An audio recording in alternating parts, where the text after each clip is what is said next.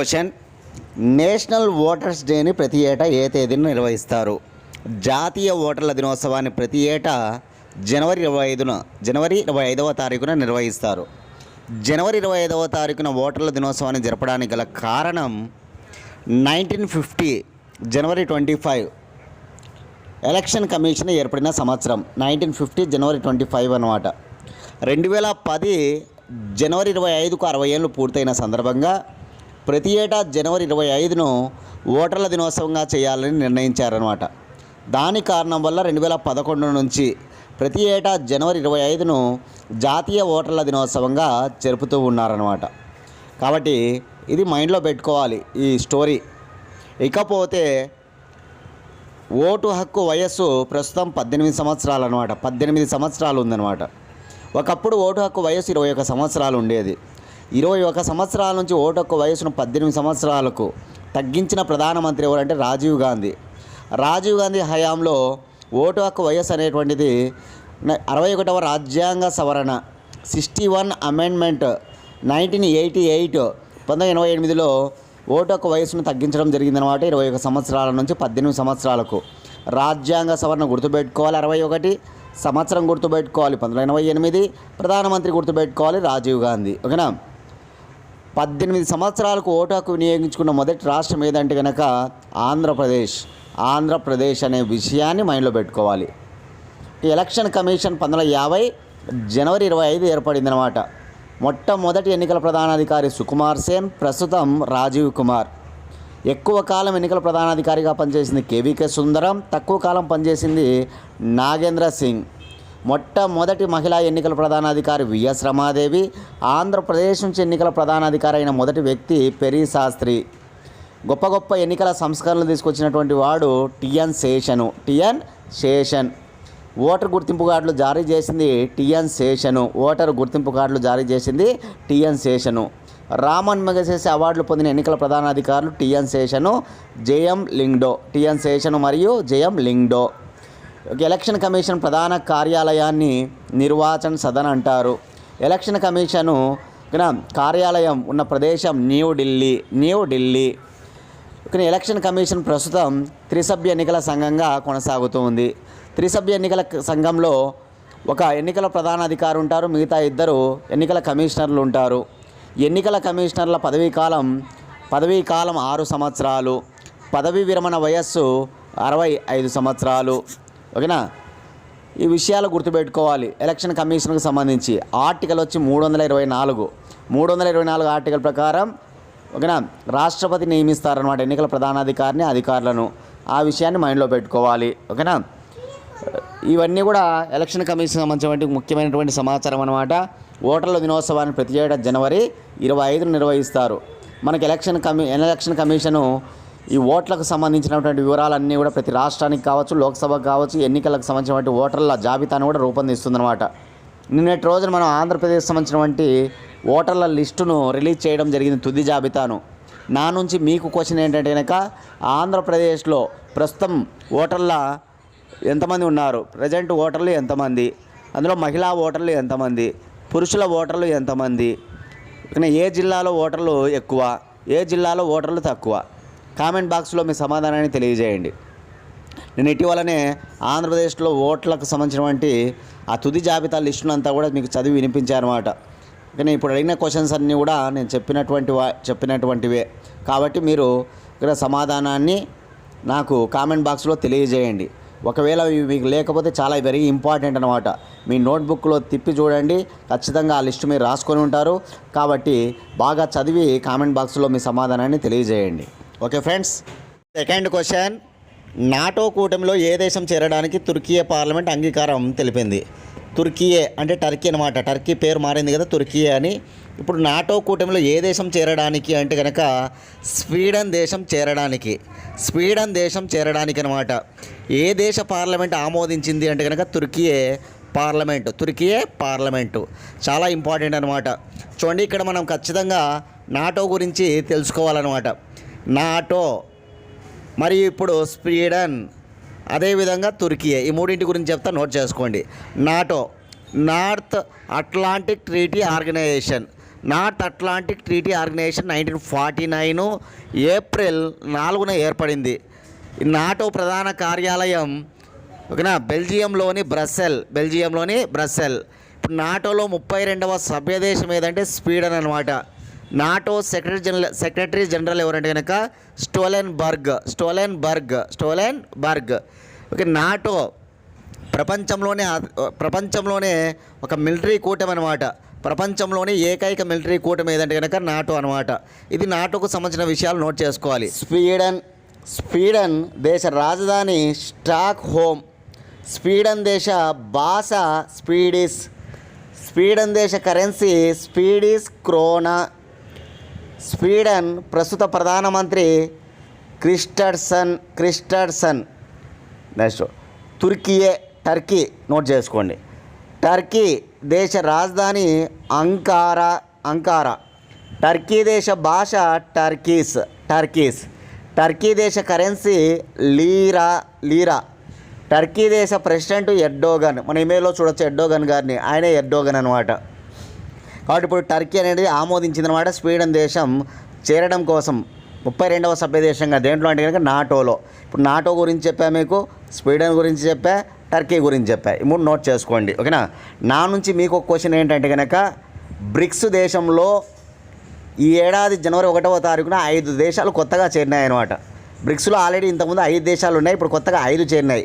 5 దేశాలు ఏవి అనేది కామెంట్ బాక్స్లో మీ సమాధానాన్ని తెలియజేయండి. 5 దేశాలు కొత్త దేశాలు ఏవి కామెంట్ బాక్స్లో మీ సమాధానాన్ని తెలియజేయండి అందరూ కూడా.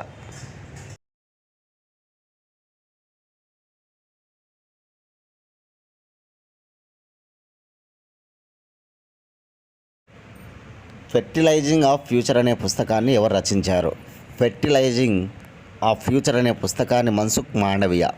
చూడండి, మన్సుఖ్ మాండవియా అంటే మనందరికీ తెలుసు, ఆయన కేంద్ర మంత్రి, ఆరోగ్య శాఖ మంత్రి ఆయనే. రసాయనాలు మరియు ఎరువులు, కెమికల్ అండ్ ఫెర్టిలైజర్ మినిస్టర్ కూడా ఆయనే అనమాట, మన్సుఖ్ మాండవియా. ఆయన రచించిన పుస్తకం అనమాట ఈ ఫెర్టిలైజింగ్ ఆఫ్ ఫ్యూచర్. పుస్తకాలు మరియు రచయితలలో నోట్ చేసుకోండి ఓకేనా. ఫెర్టిలైజింగ్ ఆఫ్ ఫ్యూచర్ను రచించింది ఎవరంటే మన్సుఖ్ మాండవియా. ఆ పుస్తకాన్ని ఎవరు విడుదల చేశారంటే మాత్రం ఉపరాష్ట్రపతి జగదీప్ ధన్కర్ గారు పుస్తకాన్ని విడుదల చేయడం జరిగిందనమాట.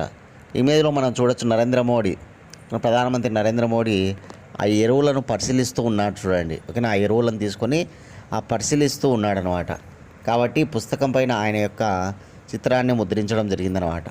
ఫెర్టిలైజింగ్ ఆఫ్ ఫ్యూచర్ అనే పుస్తకాన్ని ఎవరు రచించారు? మన్సుఖ్ మాండవియా. ఓకే, ఈ జనవరిలో మనం కొన్ని రచనలు చెప్పుకోవడం జరిగిందనమాట. ఆ రచనలు నోట్ చేసుకోండి మీరు. కన్జర్వేషన్ విత్ ఔరంగజేబ్ను రచించిన చారు నివేదిత. రామ్ మందిర్ బాబ్రీ మసీద్ డైలమో రచించిన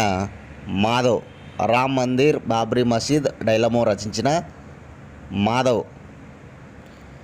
సంస్కృతి కే అయాం రచించిన Manorama Mishra. 4 stars of destiny రచించిన మాజీ ఆర్మీ చీఫ్ మనోజ్ ముకుంద్. అదేవిధంగా సుధామూర్తి దంపతులపైన ఒక పుస్తకం అని నిన్ననే చెప్పా. నారాయణమూర్తి సుధామూర్తి పై రచించిన పుస్తకం ఎవరంటే Chitra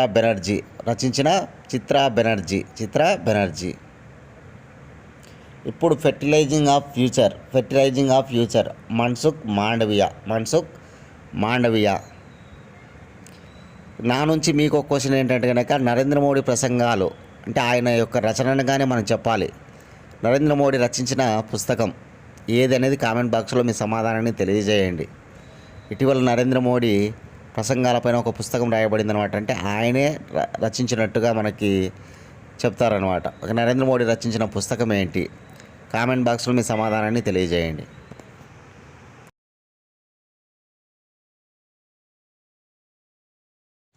fourth question, Padma Vibhushan award 2024 గాను ఎంతమందికి అందజేశారు? 5 మందికి అందజేశారు.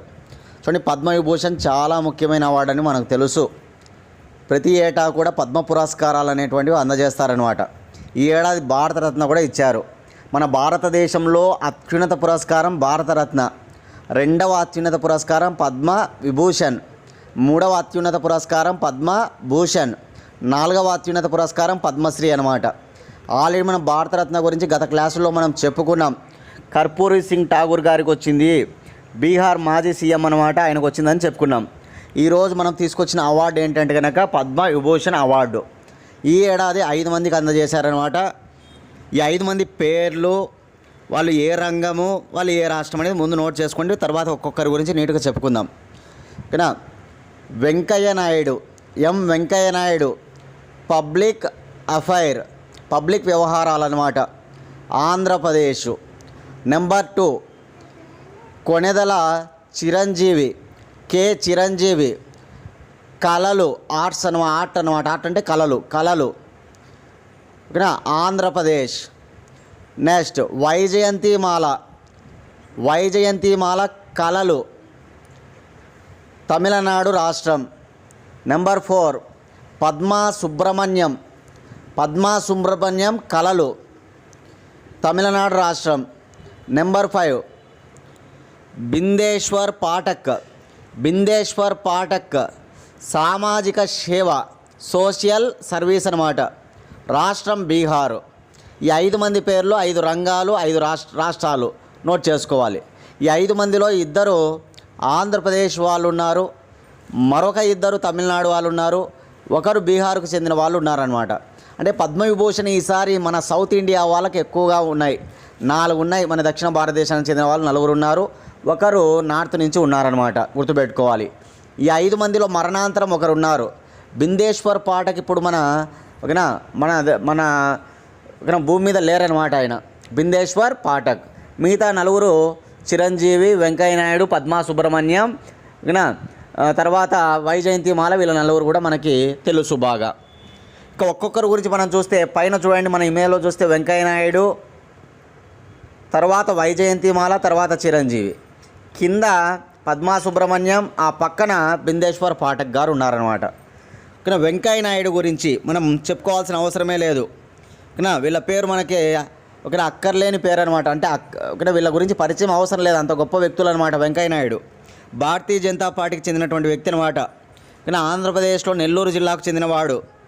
ఆయన భారతీయ జనతా పార్టీలో ఏకంగా జాతీయ అధ్యక్షుడిగా, 7వ అధ్యక్షుడిగా, భారతీయ జనతా పార్టీకి 7వ అధ్యక్షుడిగా పనిచేసింటాడనమాట.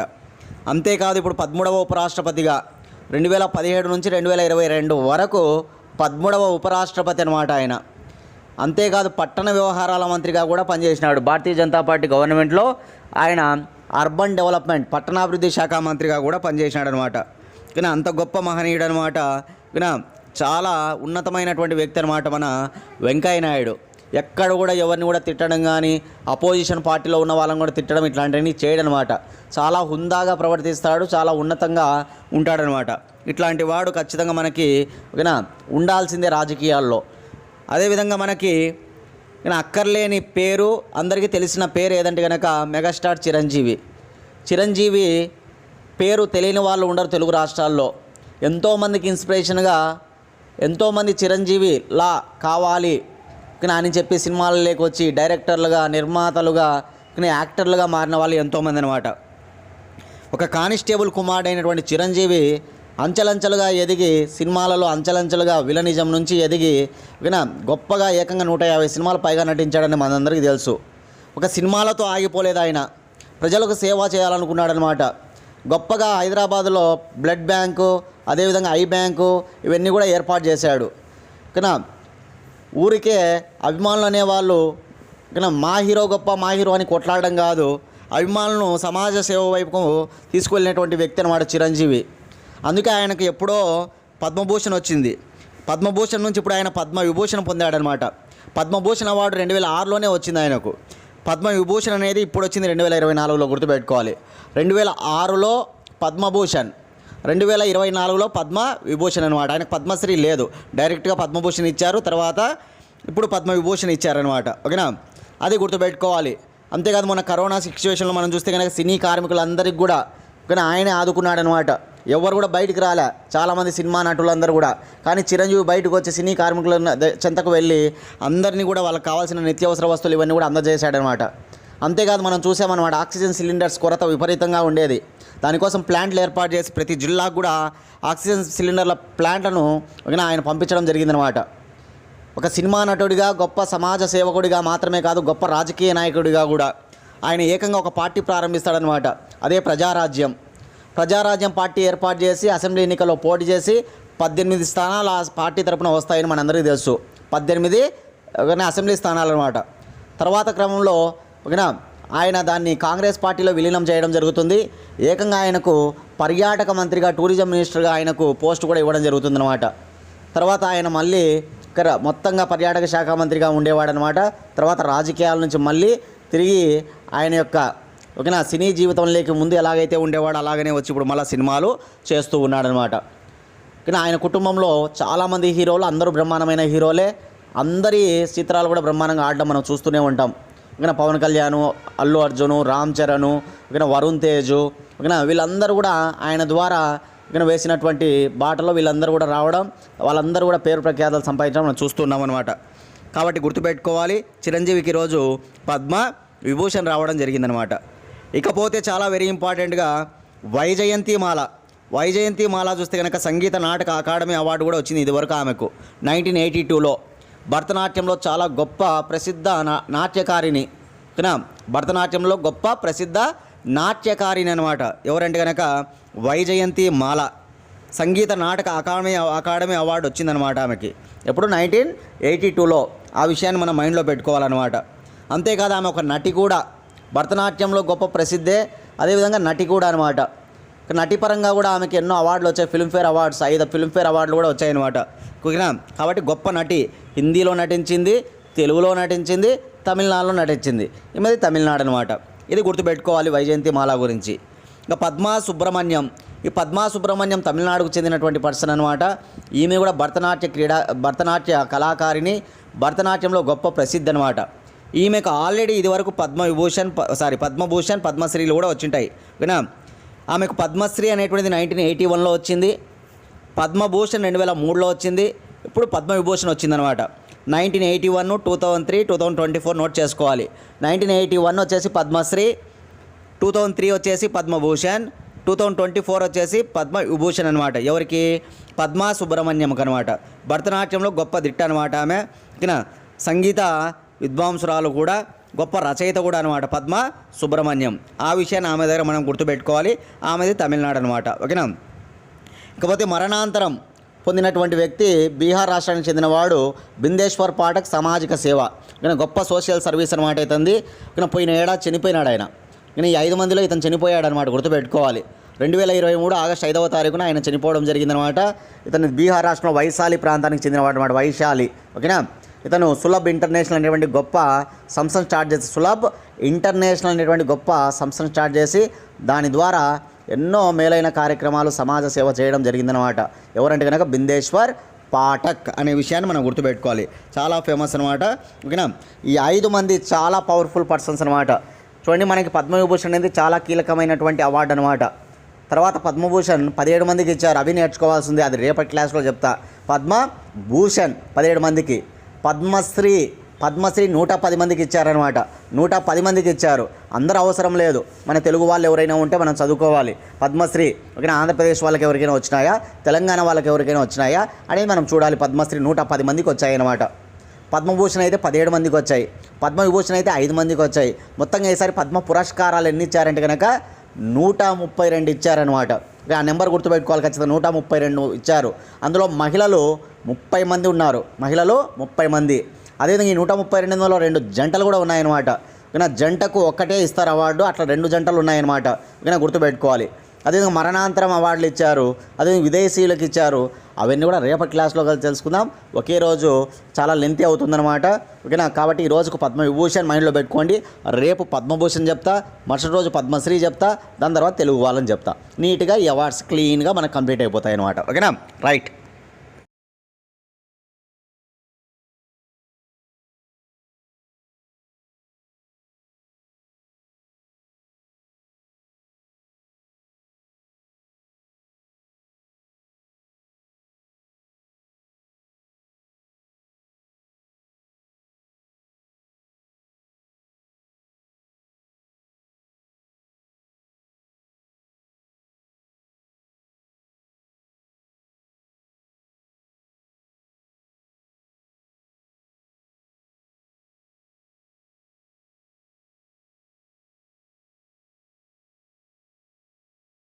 ఫిఫ్త్ క్వశ్చన్, అయోధ్య రామరాజ్య ప్రశాసన్ దక్షిణ భారతదేశ ప్రముఖగా ఎవరిని నియమించారు?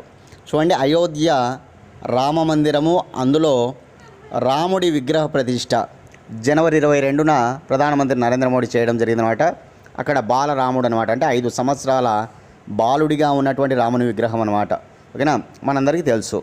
అదేవిధంగా దానికి సంబంధించినటువంటి రామ జన్మభూమి తీర్థక్షేత్ర ట్రస్ట్ గురించి కూడా మనం చెప్పుకున్నాం నీట్గా. ఓకేనా, ఇట్లా అన్ని విషయాలు కూడా ఒక చోట నోట్ చేసుకోమని చెప్పినా ఎంత మాత్రం చేసుకున్నారో నాకు తెలియదు. ఓకేనా, చాలా వెరీ ఇంపార్టెంట్ అనమాట. అయోధ్య రాముని పైన రేపు ఖచ్చితంగా ఎగ్జామ్ పాయింట్ ఆఫ్ వ్యూలో బిట్లు పడతాయి. స్టేట్మెంట్ల రూపంలో అడుగుతారు అనమాట. కింద ఒక 5-6 ఇచ్చేస్తారు, సరికానిది సరైనది ఏదని అడుగుతాడు, కాబట్టి గుర్తుపెట్టుకోవాలి.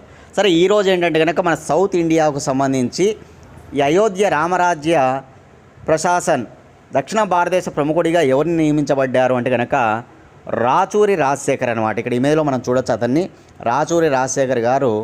ఓకేనా, ఆయన్ను నియమించడం జరిగిందనమాట. ఆయనకు నియామక పత్రాలను అందజేయడం జరిగిందనమాట. ఆ రామ జన్మభూమి తీర్థక్షేత్ర ట్రస్ట్ వారు అనమాట. ఓకేనా, ఆ ట్రస్ట్ చైర్మన్ ఎవరు అనేది కామెంట్ బాక్స్లో మీ సమాధానాన్ని తెలియజేయండి. ఓకేనా, సరే, ఇవన్నీ మనం గుర్తుపెట్టుకోవాలి.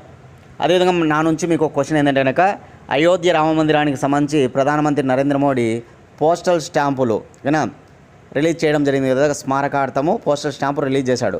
ఎన్ని స్టాంపులు రిలీజ్ చేశాడు? కామెంట్ బాక్స్లో మీ సమాధానాన్ని తెలియజేయండి. అతని పేరు నేను చెప్పలేదనుకుంటా, రాచూరి రాజశేఖర్ అనమాట. ఇతను సౌత్ ఇండియాకు సంబంధించి ఆయననే ప్రముఖుడిగా నియమించారనమాట. గుర్తుపెట్టుకోవాలి. ట్రస్ట్ వారు అంటే కేరళ, కర్ణాటక, తమిళనాడు, తెలంగాణ, ఆంధ్రప్రదేశ్ ఈ 5 రాష్ట్రాలు మాత్రమే కాకుండా అండమాన్ నికోబార్ దీవులు, లక్షద్వీపులు, ఓకేనా, పాండిచ్చేరి ఈ కేంద్రపాలిత ప్రాంతాలకు సంబంధించి ఇతనే ఆ రాముని మందిరానికి సంబంధించి ప్రముఖుడిగా ఇప్పుడు నియమించబడ్డాడు అనమాట. ఓకేనా, ఇది గుర్తుపెట్టుకోవాలి మీరందరూ కూడా. ఇక సెకండ్ ఆప్షన్లో ప్రసన్న బి వరాలే ఉన్నారు. ఇటీవల సుప్రీంకోర్టు న్యాయమూర్తిగా 34వ న్యాయమూర్తిగా సుప్రీంకోర్టులో ఒక వ్యక్తి పెండింగ్ ఉన్నాడనమాట. ఇతను ప్రసన్న బి వరాలే. గుర్తుపెట్టుకోవాలి. 34వ వ్యక్తి అనమాట జాయిన్ కావడం జరిగిందన్నమాట సుప్రీంకోర్టులో. ఆయన పేరు గుర్తుపెట్టుకోవాలి న్యాయమూర్తిగా. నరేన్ కోడాలి ఇటీవల తానా అధ్యక్షుడిగా, తెలుగు సంఘానికి సంబంధించి ఉత్తర అమెరికా ఖండంలో ఒక సంఘం ఉంటుంది, తానా సంఘం అని, దానికి అధ్యక్షుడిగా కొత్తగా నియమించబడ్డాడు నరేన్ కోడాలి అని మనకు తెలుసు. రాజీవ్ గాబా, 4th ఆప్షన్ రాజీవ్ గాబా చూడండి. అతను వచ్చేసి ఇటీవలనే మనకి ఓకేనా చాలా ముఖ్యంగా ఒక కమిటీకి ఓకేనా చైర్మన్గా నియమించబడ్డాడు అనమాట. ఏ కమిటీకి? ఒక ఉపవర్గ కమిటీ అని నేను చెప్పాను అనమాట. ఓకేనా, ఉపవర్గ కమిటీ నేనే చెప్తున్నానండి. ఎస్సీకి సంబంధించినటువంటి ఉపవర్గ కమిటీకి సంబంధించి ఓకేనా ఒక కమిటీని వేశారనమాట. ఆ కమిటీకి నేతృత్వం వహించేది ఎవరంటే కనుక ఈ రాజీవ్ గాబా అనే విషయాన్ని గుర్తుపెట్టుకోవాలి. ఎస్సీ ఉపవర్గ కమిటీకి చైర్మన్గా నియమించబడ్డాడు ఇటీవల. ఎవరంటే కనుక ఎవరి నేతృత్వంలో ఆ కమిటీ వేయబడిందంటే కనుక అతనే రాజీవ్ గాబా. ఇవి గుర్తుపెట్టుకోండి. 6th క్వశ్చన్, దేశంలోనే తొలి బ్లాక్ టైగర్ సఫారీని ఏ రాష్ట్రంలో ప్రారంభిస్తున్నారు లేదా ఏర్పాటు చేస్తున్నారు? దేశంలోనే కాదు, ప్రపంచంలోనే మొట్టమొదటి బ్లాక్ టైగర్ సఫారీ అనమాట. బ్లాక్ టైగర్ ఇటీవల ఒరిస్సా రాష్ట్రంలోని సిమ్లీపాల్ పులుల సంరక్షణ కేంద్రంలో కొన్ని బ్లాక్ టైగర్స్, నల్ల పులులు కనిపించాయి అన్నమాట. దీనిని దృష్టిలో పెట్టుకొని ఈ ఒరిస్సా సర్కార్ అంటే ఒరిస్సా రాష్ట్ర ప్రభుత్వం బ్లాక్ టైగర్ సఫారీని ప్రారంభించబోతూ ఉన్నట్టుగా తెలపడం జరిగిందనమాట. నవీన్ పట్నాయక్ గారు, ఒరిస్సా రాష్ట్ర ముఖ్యమంత్రి నవీన్ పట్నాయక్ అనమాట. ఇది ప్రపంచంలోనే మొట్టమొదటి బ్లాక్ టైగర్ సఫారీ అని మైండ్లో పెట్టుకోవాలి. ఏ రాష్ట్రం అంటే ఒరిస్సా అని గుర్తుపెట్టుకోవాలి. ఏ పులుల సంరక్షణ కేంద్రం అంటే సిమ్లీపాల్. ఒరిస్సాలో 2 ఉంటాయన్నమాట పులుల సంరక్షణ కేంద్రాలు. ఒకటి సిమ్లీపాలు, 2 సట్కోసియా. సిమ్లీపాలు, సట్కోసియా ఈ 2 ఉంటాయి ఒరిస్సాలో, గుర్తుపెట్టుకోవాలి. ఒరిస్సా రాజధాని భువనేశ్వర్. ఒరిస్సా రాష్ట్ర హైకోర్టు కటక్లో ఉంటుంది. వరి పరిశోధనా కేంద్రం కూడా కటక్లోనే ఉంటుంది. ఒరిస్సా రాష్ట్ర భాష ఒడియా. ఒరిస్సా రాష్ట్ర ముఖ్యమంత్రి నవీన్ పట్నాయక్ బీజేడీ బిజు జనతాదళ్ పార్టీకి చెందినవాడు నవీన్ పట్నాయక్. ఒరిస్సా రాష్ట్ర గవర్నర్ రఘుబర్ దాస్. ఒరిస్సాలో అసెంబ్లీ స్థానాలు అంటే ఎమ్మెల్యేలు 147 మంది. ఒరిస్సాలో లోక్సభ స్థానాలు 21. ఒరిస్సాలో రాజ్యసభ స్థానాలు 10. ఒరిస్సా అనగానే చాలా ముఖ్యంగా కొన్ని మనం చూస్తే మహానది ఒరిస్సాలో అత్యధికంగా ప్రవహించే నది మహానది. దేశంలో అతి పొడవైన సరస్సు చిల్కా సరస్సు, ఉప్పునీటి సరస్సు ఒరిస్సాలో ఉంది. ఓకేనా. సిమ్లీపాల్ పులుల సంరక్షణ కేంద్రం, సట్కోసియా పులుల సంరక్షణ కేంద్రం, చిల్కా సరస్సు, మహానది, ఉత్కల్ తీరం ఉంది. ఉత్కల్ తీరం ఉందన్నమాట ఇక్కడ. పారాదీపు ఓడరేవు, కోనార్క్ సూర్య దేవాలయము, పూరి జగన్నాథ ఆలయము, కళింగ తీరము లేదా దాన్ని ఉత్కల్ తీరం అంటారు. ఉత్కల్ తీరము. ఇట్లా ఒరిస్సాలో చాలా ముఖ్యంగా చాలా గొప్ప సమాచారం ఉంటుందన్నమాట. వాటిని బాగా చూసుకోవాలి మీరు అందరూ కూడా. ఒరిస్సాలో ఏమేమి ఉన్నాయి అనేటువంటి విషయాలు మొత్తం కూడా చూసుకోవాలి. కానీ అన్నీ కూడా సేకరించుకోవాలి. ప్రతి రాష్ట్రంకి కూడా అంత ఇంపార్టెంట్ అన్నమాట రాష్ట్రాలకు సంబంధించినటువంటి సమాచారాలు. ఒరిస్సాలో మనకి రూర్కెలా ఇనుము ఉక్కు కర్మాగారం కూడా ఉంటుందన్నమాట. రూర్కెలా ఇనుము ఉక్కు కర్మాగారం ఉంటుందన్నమాట. ఓకేనా. 2వ పంచవర్ష ప్రణాళికలో భాగంగా ఏర్పాటు చేయబడిన ఇనుము ఉక్కు కర్మాగారం రూర్కెలా జర్మనీ దేశ సహకారంతో గుర్తుపెట్టుకోవాలి. 7th question. Bharat, United Arab Emirates, France Arabia సముద్రం మీదుగా ఏ పేరుతో వైమానిక వ్యాయామం నిర్వహించినవి? వైమానిక వ్యాయామం అన్నమాట. ఇది మన ఇమెయిల్లో చూడొచ్చు. వైమానిక వ్యాయామం అనేటువంటిది అర్థమైపోతుంది మనకి. ఇక్కడ ఏ సముద్రం మీదుగా జరిగింది ఈ వ్యాయామం అంటే మనకి అరేబియా సీ ఉంది కదా, అరేబియన్ సీ. ఒక అరేబియా సముద్రం మీదుగా ఈ వైమానిక వ్యాయామం జరిగిందనమాట. ఇందులో పాల్గొన్న దేశాలు భారతదేశానికి చెందిన వైమానిక దళం, యునైటెడ్ అరబ్ ఎమిరేట్స్కి చెందిన వైమానిక దళం, ఫ్రాన్స్ దేశానికి చెందినటువంటి వైమానిక దళాలు పాల్గొన్నాయి. గొప్పగా వైమానిక వ్యాయామం నిర్వహించాయి. ఏ పేరుతో నిర్వహించాయి అంటే కనుక ఓకేనా, డెజర్ట్ నైట్. సెకండ్ ఆప్షన్లో చూడండి, డెజర్ట్ నైట్. ఆ పేరుతోనే ఈ వ్యాయామం అనేటువంటిది జరిగిందనమాట. గుర్తుపెట్టుకోవాలి. ఓకేనా. ఎందుకు ఈ వ్యాయామం అంటే కనుక ఈ దేశాలు ఏవైతే ఉన్నాయో భాగస్వామ్య దేశాలు ఉన్నాయి కదా, ఈ 3 ఓకేనా, వాటి మధ్య మరింత చర్యలను మెరుగుపరుచుకోవడం అనమాట. మరింత చర్యలను మెరుగుపరుచుకోవడమే దీని యొక్క ముఖ్య ఉద్దేశం అనమాట. గుర్తుపెట్టుకోవాలి. అరేబియా సముద్రం మీదుగా చేశాయన్నమాట. ఇందులో భాగంగా ఏ ఓకేనా విమానాలు మన దేశం నుంచి పాల్గొన్నాయి ఈ ఎక్సర్సైజ్లో అంటే కనుక చాలా ఫేమస్గా సుకోయ్ 30 అనే యుద్ధ విమానం ఉంటుందన్నమాట. ఒకటి సుకోయ్ 30, అది MiG-29 విమానము, MiG-29, ఎంకే విమానము, జాగ్వార్ విమానము. అదేవిధంగా గాలి నుంచి గాలిలో ప్రయాణిస్తూ ఇంధనాన్ని మారుస్తాయన్నమాట విమానాలు. అటువంటి విమానాలు ఇవన్నీ కూడా పాల్గొన్నాయన్నమాట. గుర్తుపెట్టుకోవాలి. MiG-29, సుకోయ్ 30, ఎంకే, జాగ్వార్ అనేటువంటి విమానాలు పాల్గొన్నాయన్నమాట. మన దేశ విమానాలు ఈ ఎక్సర్సైజ్లో ఇటీవల మనం చూస్తూ ఉన్నామన్నమాట.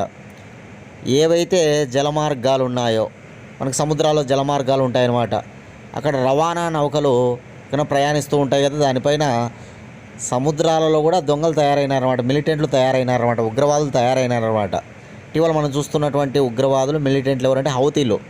తరచుగా రవాణా నౌకలు ఏవైతే ఉంటాయో ఆ ఎర్ర సముద్రం గుండా ప్రయాణించేటువంటి నౌకలపైన దాడులు చేస్తూ ఉన్నారన్నమాట హౌతీ అనేటువంటి మిలిటెంట్లు. అట్లా వాళ్ళు ఈ మధ్య వార్తల్లో ఉన్నారు బాగా. మనం చెప్పుకున్నాం వాళ్ళ గురించి కూడా. ఏ నౌకలపైన దాడులు చేశాయి, ఒకసారి మన భారతదేశానికి చెందినటువంటి వాళ్ళు కాపాడడము, అమెరికా వాళ్ళు వచ్చి దాడులు చేయడం వాళ్ళపైన, ఇవన్నీ కూడా చెప్పుకున్నాం. చాలా ఇంపార్టెంట్ ఇదనమాట. వ్యాయామాలు జరిగినప్పుడు, గొప్ప రక్షణకు సంబంధించినటువంటి వ్యాయామాలు జరిగినప్పుడు వాటిపైన ఫోకస్ చేసుకోవాలి ఖచ్చితంగా. ఓకేనా. నిన్నటి క్లాస్లో కూడా మనం చెప్పాం, కంజర్ అని ఒక మిలిటరీ ఎక్సర్సైజ్ అనమాట.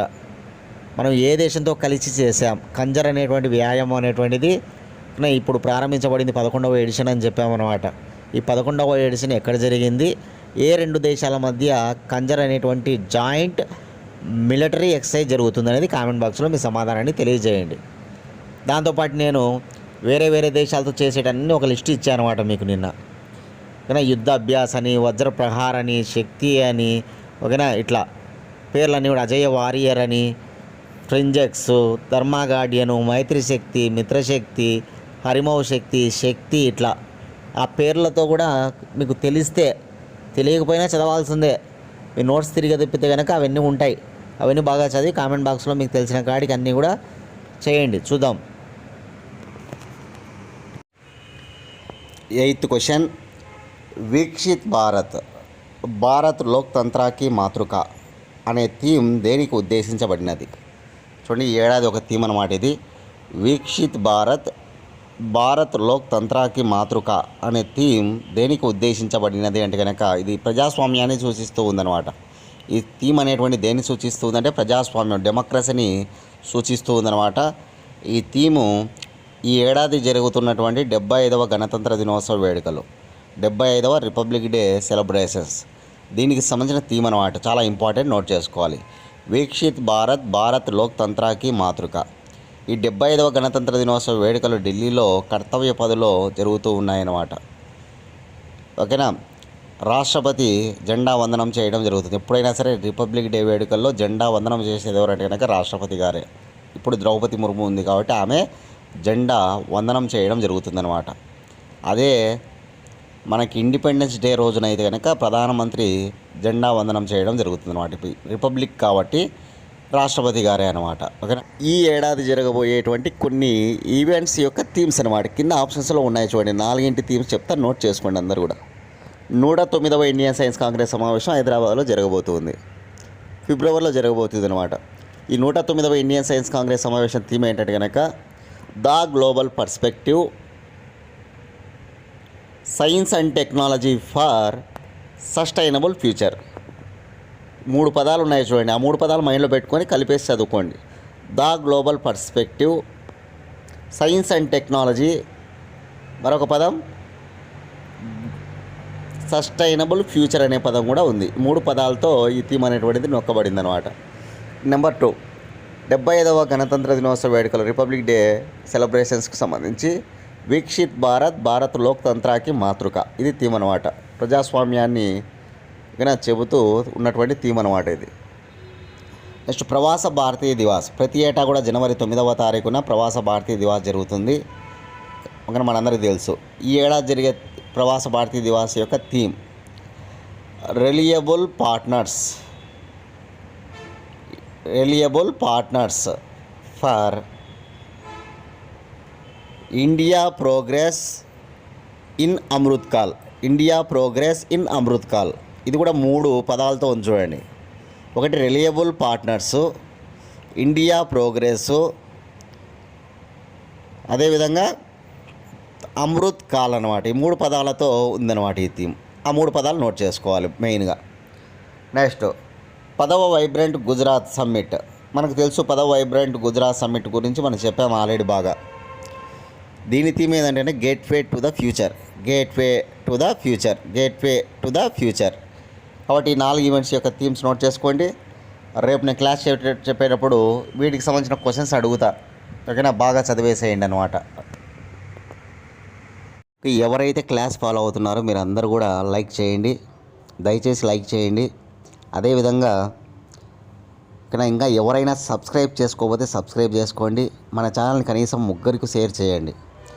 మీ యొక్క లైకే మమ్మల్ని మరింతగా ముందుకు తీసుకుని వెళ్తుందన్నమాట, మరిన్ని క్లాసులు చేయడానికి. కాబట్టి మీరందరూ కూడా అడిగినా అడగకపోయినా మీ బాధ్యతగా మీరు దయచేసి అందరూ లైక్ చేయండి ప్లీజ్. అదేవిధంగా మన ఛానల్ నుంచి నీట్గా కరెంట్ అఫైర్స్ చేయడం జరిగిందనమాట. మీరు ఏ కాంపిటేటివ్ ఎగ్జామ్స్కి ప్రిపేర్ అవుతున్నా కూడా ఈ కరెంట్ అఫైర్స్ మీకు బాగా ఉపయోగపడతాయి. ఓకేనా. మీరు రాసి రాయకను ఉంటారనమాట, కొన్ని రాసి కొన్ని రాయక అట్లా ఉంటారు. ఓకేనా, అవన్నీ మీకు లేకుండా పోతాయి అన్నమాట. నీట్గా మన యొక్క ఫైల్ తీసుకొని చదువుకుంటే సరిపోతుంది. ఓకేనా. మీరు డేట్ టు డేట్ విత్ ఎక్స్ప్లెనేషన్తో చేయబడి ఉంటాయి అన్నమాట. కరెంట్ అఫైర్స్ అందరికీ యూజ్ అవుతాయి. మీరు ఏ ఎగ్జామ్స్కి ప్రిపేర్ అవుతున్నా యూజ్ అవుతాయి. కరెంట్ అఫైర్సే కాకుండా కొద్ది స్టాండర్డ్ అంశాలు కూడా మనం ఇవ్వడం జరుగుతూ ఉంటుంది కాబట్టి మీకు అవన్నీ కూడా యూజ్ అవుతాయి. కాబట్టి అందరూ తీసుకొని చదువుకోండి.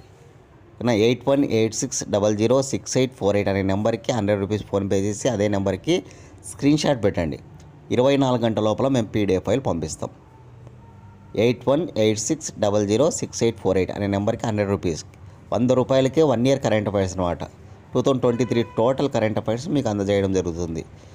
రేపు ఏ ఎగ్జామ్స్ ప్రిపేర్ అయినా 2023 మొత్తం చదవాల్సిన అవసరం ఉంటుందన్నమాట. కాబట్టి దాన్ని ఫాలో కాండి. ఎవ్వరు టైం వేస్ట్ చేసుకోవద్దండి. ఇక్కడ మనకు నోటిఫికేషన్స్ ఉన్నాయన్నమాట. సెంట్రల్ గవర్నమెంట్ నోటిఫికేషన్స్ కూడా రాబోతూ ఉన్నాయి. రైల్వేలో ఏకంగా ఇయర్ క్యాలెండర్ అని పెట్టి రకరకాల భాగాలకు సంబంధించిన పోస్టులు రిలీజ్ చేస్తూ ఉన్నారనమాట. ఆల్రెడీ మనకి ఏఎల్పి రిలీజ్ అయింది. తర్వాత ఎస్ఐ కానిస్టేబుల్ ఆల్రెడీ చేయాల్సి ఉందన్నమాట. కమర్షియల్ అప్రెంటిస్, ట్రాఫిక్ అప్రెంటిస్, ఇట్లా రకరకాల పోస్టులు.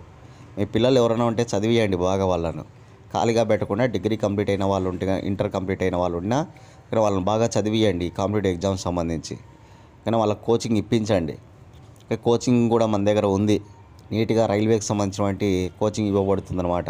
రోజు ఎగ్జామ్స్ పెడతాం, రోజు క్లాసులు చెప్తుంటాం. ఎగ్జామ్స్ క్లాసులు ఇట్లా 1 ఇయర్ వాళ్ళను నీట్గా చదివే విధంగా చేయండి. ఓకేనా. మీ ఫ్రెండ్స్ కానీ, మీ బంధువులు కానీ, మీ అన్నలు కానీ, మీ చెల్లెలు కానీ ఎవరైనా ఉంటే వాళ్ళకి తెలియజేయండి. మన కోచింగ్ గురించి కూడా చెప్పండి. ఒక 10 రోజులు ఇక్కడే ఉండి ఫ్రీగా క్లాసులు విని మీరు డిసైడ్ అయ్యి తర్వాత కోచింగ్ చేయొచ్చు అనమాట. 10 డేస్ అవకాశం ఇస్తాం. ఓకేనా. కోచింగ్ గురించి కావాలనుకున్న వాళ్ళు 8186006848 ఇదే నెంబర్కి కాల్ చేసి కోచింగ్ వివరాలు కనుక్కోండి నీట్గా. ఓకేనా. ఒక 10 డేస్ 15 డేస్ మీరు క్లాసులు విని తర్వాత నచ్చితే మీరు కంటిన్యూ కావచ్చు అనమాట. ఇక్కడ హాస్టల్ వసతి కూడా ఉంటుంది. ఆ విషయాన్ని మర్చిపోవద్దండి. ఓకేనా. కోచింగ్ అనేటువంటిది కంపల్సరీ ఏ ఎగ్జామ్స్ జాబ్ కొట్టాలన్నా. కాబట్టి దాన్ని మైండ్లో పెట్టుకొని చదవండి. ఒక 4 మంత్స్ 5 మంత్స్ ఓపిక్గా చదివితే కనుక మనకు జాబులు అనేటువంటివి వస్తాయి. అలా కాకుండా సొంతంగా చదివితే కనుక మనకి ఏం చదవాలనో తెలియదు. ఓకేనా. ఏదేదో చదువుకుంటూ పోతాం. ఓకేనా. నోటిఫికేషన్స్ వస్తూ ఉంటాయి, పోతూ ఉంటాయి, కానీ మనకు జాబ్ అనేటువంటిది రాదనమాట. టైం ఎవరు వేస్ట్ చేసుకోకుండా, అంటే ఆల్రెడీ కోచింగ్ తీసుకున్న వాళ్ళు ఉంటారనమాట, వాళ్ళందరూ టైం వేస్ట్ చేసుకోకుండా మీ దగ్గర ఉన్నటువంటి మెటీరియల్ అంతా కూడా తీసుకొని నీట్గా టైం ప్రకారం ఎక్కడా టైం వేస్ట్ చేసుకోకుండా చదువుకుంటూ రావాలి. అన్ని సబ్జెక్టులు బాగా చదువుకోవాలి. ఒక సబ్జెక్ట్ లాస్ అయ్యి ఒక సబ్జెక్టు ప్లస్ అయితే లాభం ఉండదు. అన్ని సబ్జెక్టులు ప్లస్ కావాలి ఖచ్చితంగా. ఓకేనా. రైట్. చూద్దాం 9th క్వశ్చన్. ముస్లిమేతరుల దౌత్యవేత్తలకు తొలి మద్యం దుకాణం ప్రారంభించిన దేశం ఇది. చాలా వెరీ ఇంపార్టెంట్ అంశం అన్నమాట. ఇది చాలా ఇంపార్టెంట్. ముస్లిమేతరుల దౌత్యవేత్తలు అంటే కనుక రాయబారులు అనమాట. సౌదీ అరేబియాలో ఉన్నటువంటి దౌత్యవేత్తలు ఎవరైతే ఉంటారో వారికి ఒక మద్యం దుకాణాన్ని ప్రారంభించిందనమాట. మద్యం దుకాణాన్ని. యాక్చువల్గా మద్యం దుకాణాలు అనేటువంటి సౌదీ అరేబియాలో నిషేధం అనమాట. కాకపోతే ఇప్పుడు దౌత్యవేత్తలకు ఒకనా వెసులుబాటు ఇచ్చిందనమాట. మద్యం దుకాణాలు వాళ్ళ కోసం ప్రారంభించారనమాట. ఏ దేశంలో అంటే సౌదీ అరేబియాలో. చాలా వెరీ ఇంపార్టెంట్ అంశం ఇది. ఇక్కడ అంటున్న ముస్లిమేతరులు అని. కానీ దౌత్యవేత్తలు ఎవరైనా ముస్లింలు ఉంటే వాళ్ళకు ఈ మద్యం దుకాణం అనేటువంటి ఇవ్వరనమాట. ఇక్కడ ఖచ్చితంగా ముస్లింలు అయి ఉండకూడదు. అది మనం మైండ్లో పెట్టుకోవాలి. ముస్లిమేతరులకు అనమాట. చూడండి, సౌదీ అరేబియా గొప్ప పవిత్ర దేశం అనమాట. సౌదీ అరేబియా అనేటువంటిది గొప్ప పవిత్ర దేశం. ఎందుకంటే అక్కడ మక్కా ఉంటుంది. వాళ్ళ పవిత్ర స్థలం అనమాట. ముస్లింలకు ఇస్లాం మతస్థులకు సంబంధించి పవిత్ర స్థలం, పవిత్ర ప్రదేశం అనమాట మక్కా. అటువంటి మక్కాను కలిగి ఉన్న దేశం అనమాట సౌదీ అరేబియా. ఒక అరబ్ కంట్రీ అనమాట. అరబ్ కంట్రీస్లో అన్నిటికంటే పెద్ద దేశం సౌదీ అరేబియానే. కానీ తూర్పు మధ్య ఆసియాలో విస్తరించి ఉంటుందన్నమాట సౌదీ అరేబియా. సౌదీ అరేబియా రాజధాని రియాద్.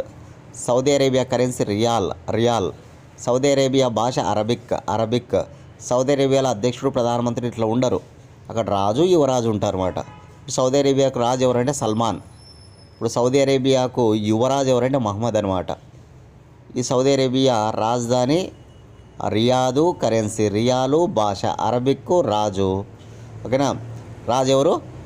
సల్మాను, యువరాజు మహమ్మద్ అనమాట. ఇది సౌదీ అరేబియా.